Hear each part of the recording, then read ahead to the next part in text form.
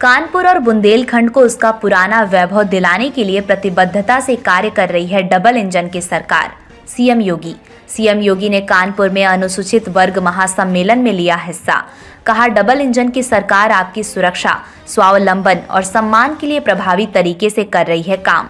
CM ने कोरथा गांव में हुए सड़क हादसे में जान गंवाने वाले श्रद्धालुओं के परिजनों के पुनर्वासन के लिए 1.56 करोड़ रुपए की वेद व्यास ग्राम विकास परियोजना का किया लोकार्पण।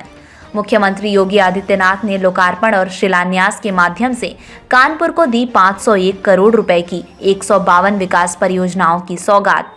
शिशुओं का अन्नप्राशन, 100 हॉपर ट्रिपर गाड़ियों को हरी झंडी दिखाने के साथ ही सीएम ने विभिन्न योजनाओं के लाभार्थियों को प्रदान की मकान की चाबी, लाभांश और स्मार्टफोन व टैबलेट। सीएम योगी ने कहा, आधुनिक इंफ्रास्ट्रक्चर के लिए जो कार्य हो रहे हैं वह कानपुर के साथ पूरे कानपुर बुंदेलखंड क्षेत्र की तस्वीर और तकदीर को बदलने के लिए मील का पत्थर साबित होगा।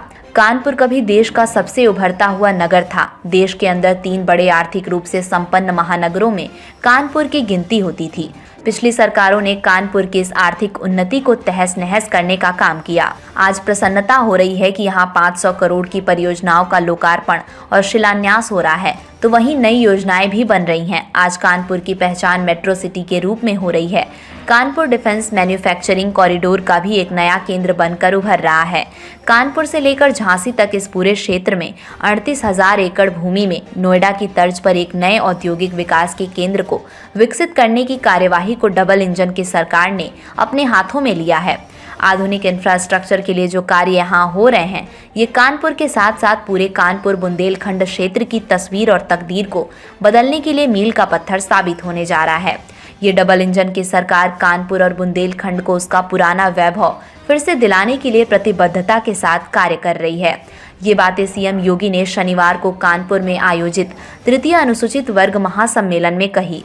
इससे पहले सीएम योगी ने 2 अक्टूबर 2022 को कोरथा गांव में हुए सड़क हादसे में जान गंवाने वाले श्रद्धालुओं के परिजनों के बेहतर पुनर्वासन के लिए 1,56,00,000 रुपए की वेद व्यास ग्राम विकास परियोजना का लोकार्पण किया।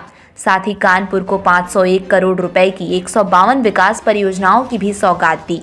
इस अवसर पर मुख्यमंत्री ने 3 शिशुओं दिव्यांशी, अर्नब और मोहित का अन्नप्राशन संस्कार किया। कूड़ा प्रबंधन के लिए 100 हॉपर ट्रिपर गाड़ियों को हरी झंडी दिखाई। उन्होंने नागरिक सुविधा केंद्र पर आधारित फिल्म का भी अवलोकन किया। उन्होंने मुख्यमंत्री आवास योजना, बेटी बचाओ बेटी पढ़ाओ, ODOP, स्वामी विवेकानंद, राज्य विश्वकर्मा श्रम सम्मान समेत विभिन्न योजनाओं के लाभार्थियों को प्रतीक स्वरूप मकान की चाबी, लाभांश, टूल किट और स्मार्टफोन, टैबलेट व सिलाई मशीन वितरित किए। बाबा साहब का अपमान करने वालों का चेहरा और चरित्र समझिए। अनुसूचित जातियों के लिए सम्मान जताते हुए सीएम योगी ने कहा कि आज हर सरकारी कार्यालय में आप बाबा साहब अम्बेडकर का चित्र देखते होंगे। समाजवादी पार्टी की सरकार में तो तिरवा कन्नौज में मेडिकल कॉलेज का नाम ही बदल दिया गया था। बाबा साहब के नाम से उन्हें इतनी चिढ़ थी कि शीला पट्ट को सपा के गुंडों ने तोड़ दिया। ये महर्षि वाल्मीकि, भगवान वेद व्यास, बाबा साहब भीमराव अंबेडकर, संत रविदास की जयंती मनाने में डरते थे कि कहीं उनका वोट बैंक न खिसक जाए। इन चेहरों और चरित्र को समझिए। ये लोग बोलेंगे कुछ और करेंगे कुछ। वहीं ये डबल इंजन की सरकार जो बोलती है वो करके दिखाती है, और ये करके दिखाने का कार्य शासन की योजनाओं में हर गरीब को इन योजनाओं से जोड़ने के लिए किए जा रहे प्रयासों में दिखता है। हमारी सरकार बाबा साहब भीमराव अंबेडकर से जुड़े 5 तीर्थों के विकास का कार्यक्रम प्रभावी ढंग से बढ़ा रही है, तो महर्षि वाल्मीकि की पावन जयंती के अवसर पर हर देव मंदिर में अखंड रामायण का आयोजन कर रही है। मोदी जी ने 26 नवंबर को भारतीय संविधान दिवस के रूप में मनाने की घोषणा की है। डबल इंजन की सरकार प्रभावी तरीके से आपके साथ खड़ी होकर आपकी सुरक्षा, स्वावलंबन और सम्मान के लिए प्रतिबद्धता के साथ काम कर रही है। आप चिंता मत करिए, ये डबल इंजन की सरकार और भारतीय जनता पार्टी का एक एक कार्यकर्ता आपके साथ खड़ा है। संकट में साथ नहीं छोड़ती डबल इंजन की सरकार। कोरथा की घटना को याद करते हुए सीएम योगी ने कहा कि याद करिए 1 वर्ष पूर्व कानपुर देहात में यात्रा से आ रहे 35 परिवारों के घर ट्रॉली ट्रैक्टर की दुर्घटना में उजड़ गए थे।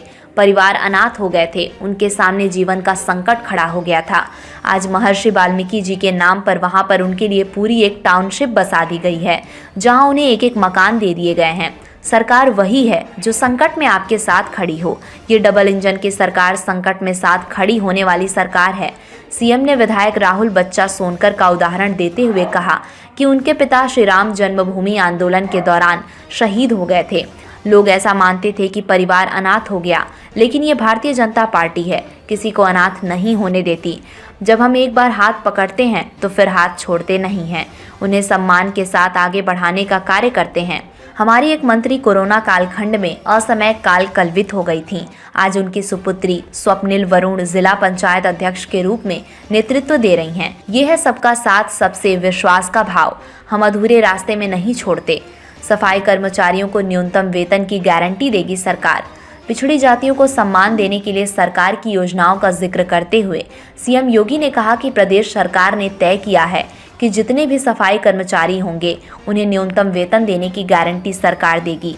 मुख्य सचिव के नेतृत्व में हमने कमेटी का गठन कर दिया है। हमने कहा है कि कोई उनका शोषण न कर पाए, इसकी पुख्ता व्यवस्था की जाए। आज आप शासन की योजनाओं को बिना भेदभाव हर गरीब तक पहुंचते हुए देख सकते हैं। हर दलित, हर वंचित योजनाओं का लाभ पा रहा है।